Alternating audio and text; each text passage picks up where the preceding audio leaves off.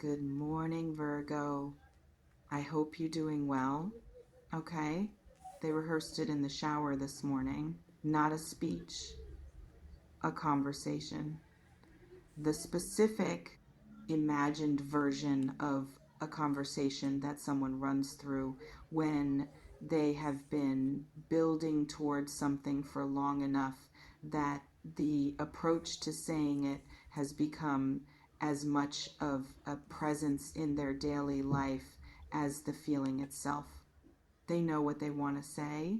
They have known for a while. What they have not yet found is the version of saying it that feels adequate to the size of what it is, the form that matches the weight, the moment that justifies the vulnerability of finally admitting out loud and directly to you everything that has been living behind the silence. They are looking for that moment and they are getting close. I want to begin with the word private because it is in the title and its placement is not accidental. Private means something specific here, not private in the sense of secretive or hidden or any of the darker connotations that private can sometimes carry. Private in the specific, intimate sense of something that belongs between two people and not to any larger audience. That requires the removal of any context that would introduce an observer, even an imagined one, into the space where the conversation takes place. This person does not want to have this conversation in front of anyone. Not because what they have to say is shameful, because what they have to say is too real for a public container, because the level of honesty they are preparing to bring deserves a space that has no performance requirement, where neither of them is presenting to anyone but each other. They are looking for that space. They are arranging for it. The specific, quiet, logistical work of creating the conditions for a conversation that cannot happen in passing or in shared company or in any context that does not allow for the full, unhurried, I have your complete attention quality, that what they intend to say requires. They are creating the conditions. They are getting close.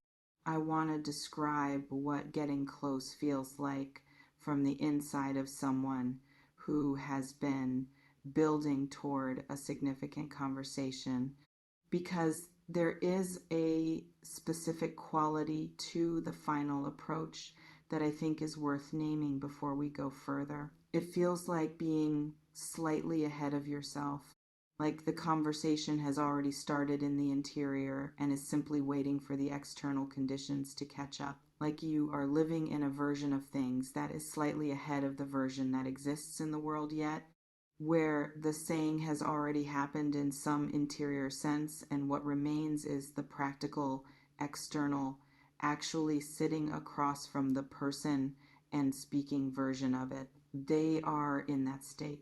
Living slightly ahead of the conversation, already in some interior sense on the other side of having said it, already in the private space of their own processing, past the threshold of the admission and into the territory of having made it, which is why what remains feels less like a question of whether and more like a question of when. The when is close. Let me describe what I am seeing in the image that came through for this reading. Two chairs facing each other, not across a large table or a formal arrangement that places the participants at a distance designed to create neutrality.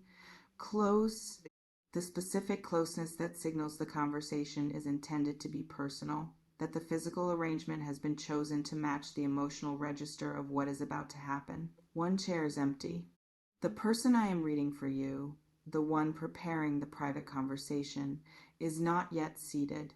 They are in the space adjacent to this arrangement, moving through the final stages of the preparation, the last moments before the commitment of sitting down, before the setup of the conversation, acknowledges itself as a setup, and the conversation has to begin. They are almost there. The empty chair is yours. And I want to speak to what everything in the title actually contains, because everything is a word that promises the full picture, and I want to deliver its specific content. They are going to admit something about how long this has been. That is the first piece of everything. The specific, slightly embarrassing, entirely honest admission that what they feel for you has not been a recent development. That its origins are earlier than the official timeline of the connection between you would suggest. That there was a before in their experience of you that they have been carrying privately, watching things develop between you from the inside of a feeling that neither of you had officially acknowledged. They saw this coming before you did. Or they saw it at the same time and said nothing while you were also saying nothing, maintaining the particular costly silence of someone who is watching what appears to be happening and is not yet certain enough of their reading to name it. Either way, the feeling has been there longer than, and they want you to know how long. The second piece of everything is what the feeling actually is. Not an implication, not a reference to something that can be inferred if you read between the lines correctly. The direct naming of it, the specific, unambiguous, cannot be interpreted as something smaller statement of what exists in them when they think of you and when they are around you, and in the specific quiet of moments when neither of those things is happening and it surfaces anyway. They are in love with you. That is the piece they have been carrying around the boundary of saying directly. That has been available as a subtext in how they engage with you and how they look at you and how they listen to you and how they respond to things you say. That has been visible to anyone paying close attention, possibly including you. That has been the open secret of the dynamic between you, in the same way that certain things are known by everyone without ever having been officially confirmed. They are going to confirm it, not as a declaration designed to produce a particular response from you, as the simple, straightforward, finally being honest naming of something true. The third piece of everything is what they want. This is the piece that requires the most courage of the three, because admitting how long and naming what it is are disclosures about internal states that have already been determined. They are facts about the past and the present that do not require a decision so much as an honesty. What they want requires both the disclosure and the vulnerability of what comes after it. They want to know if there is a future, not in the vague, someday, hypothetically speaking sense. In the specific, what does this mean for the two of us going forward sense? The question that has been the real question underneath every interaction between you for however long the dynamic between you has been carrying this particular weight, is this mutual? Is there a version of what they have been feeling that you have also been feeling? Is the conversation they are preparing to have the beginning of something rather than simply the end of the silence? That is what everything contains. And they are going to ask, I want to describe what it costs them to prepare this question, because I think understanding the cost helps you understand the quality of the feeling behind it. Most people who ask whether something is mutual have some degree of reasonable confidence in the answer before they ask. They have read enough signals, received enough indications, sensed enough of what is there on the other side that the asking is more confirmation than risk. This person is asking without that certainty. They are preparing to put the essential question in the air between you without knowing how it lands, without the specific comfort of having already understood from clear and unambiguous signals on your part that the response will be what they are hoping for. They are willing to not know the answer before they ask it. That is a specific, not common, worth noting quality of genuine feeling. People who are primarily managing their own ego ask only the questions they are already reasonably confident of. People who are primarily in love ask the questions that matter, regardless of the uncertainty of the answer. This is the second kind of asking. I want to speak to the specific courage this conversation requires, because I think naming the courage helps you understand what it will mean when it arrives. This person is not someone for whom vulnerability is simple, not because they are cold or defended or incapable of genuine feeling, because they are someone who operates with a particular quality of self-possession that makes the placing of something important in another person's hands without any guarantee of how it will be received a genuinely challenging thing to do. They are practiced at being in control of their own interior, at choosing what to share and what to keep, at presenting to the world the version of themselves that is genuine but selected, that contains real things but not all real things. That allows people in to a depth that is real and that does not go all the way. What they are preparing to do with you goes all the way. The private conversation they are arranging is not the selected version. It is the full version, the one they do not typically offer, the one that requires them to be more exposed than they are comfortable with in the service of something they have decided is worth the exposure. You are worth it. That decision was not easy. And the fact that they made it tells you something about the quality of what they feel. Tell me in the comments if this reading is landing on someone specific, not who they are. Whether the description of someone who operates with self-possession, who is private about their interior, who is preparing something they cannot quite bring themselves to say in the ordinary contexts of ordinary interactions, matches a person in your actual life. Tell me if the rehearsal I described at the beginning of this reading felt like something you know about, something you have sensed in this person, even from a distance. I want to know. I want to speak to what the private conversation will actually feel like from the inside, because I think knowing its texture in advance will help you be present for it rather than managing your response to it before it has finished arriving. It will start at the wrong place. Not wrong in the sense of bad, wrong in the sense of not the actual thing they came to say. They will begin in the adjacent territory, in something real and related, but not the essential thing, because the essential thing requires a certain quality of having arrived before it can be offered, a certain amount of ground covered before the heart of what they intend can be reached. Watch for the moment when the topic shifts, when what they are saying stops being the periphery of what they mean and starts being the center of it. There will be a quality change in the conversation, a slight shift in how they are holding themselves. The specific, involuntary quality of someone who has arrived at the edge of the thing and is choosing actively and with full awareness to cross it in that moment. Give them space.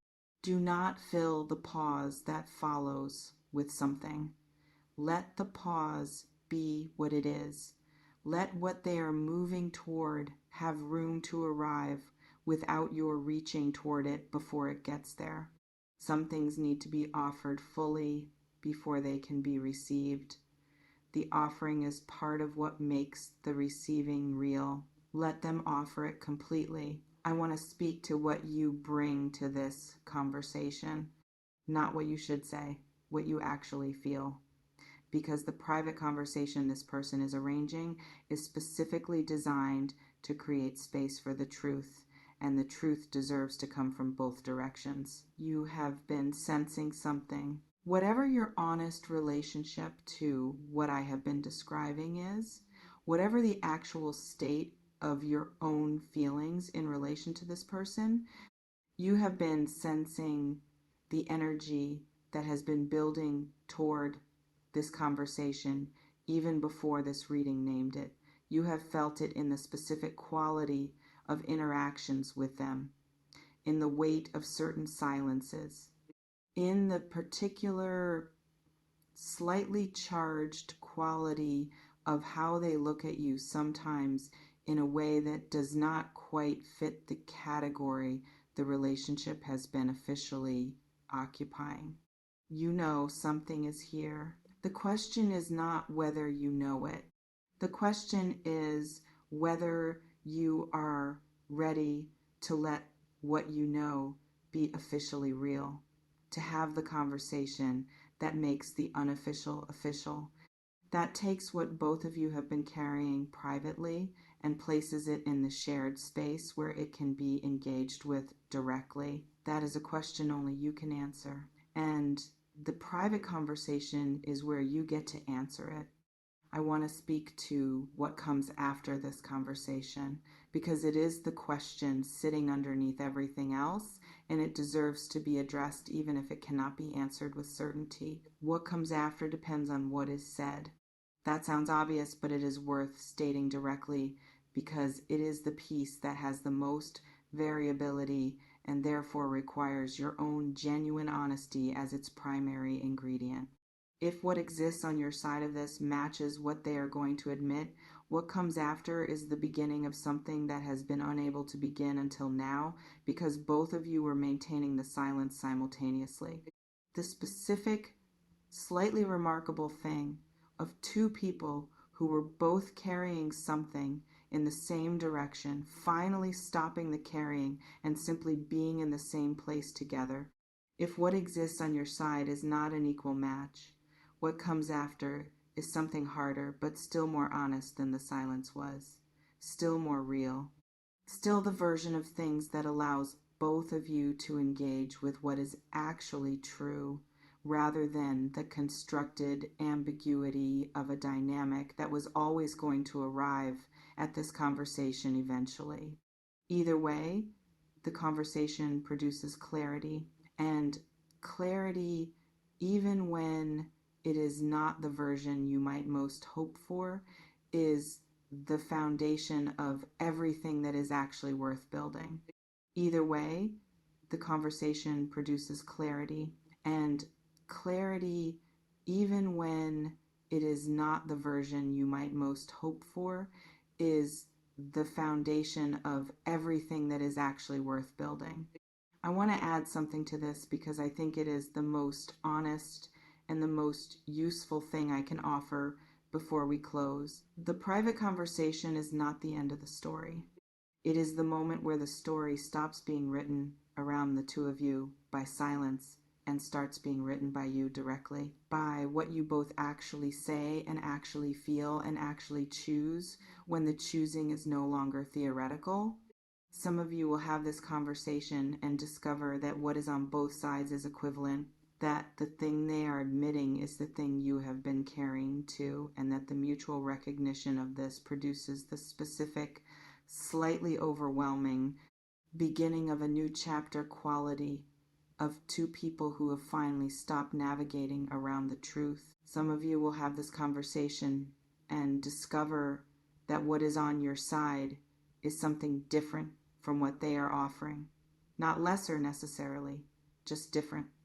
A different quality or a different direction or a different sense of what this is and what it could be. And that difference, honestly named, is still better than the silence, still more real, still the version of things that honors both of you more than the indefinite continuation of a dynamic that was never quite honest about what it was. In both cases, the conversation is the right thing.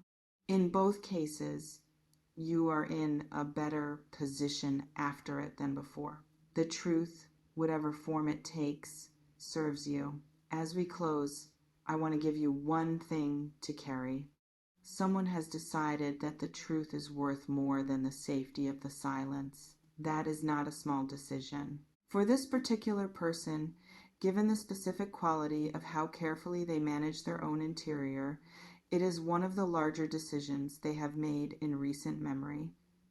The decision that the exposure is worth it, that whatever happens in the conversation is preferable to the indefinite continuation of carrying something that has outgrown private carrying.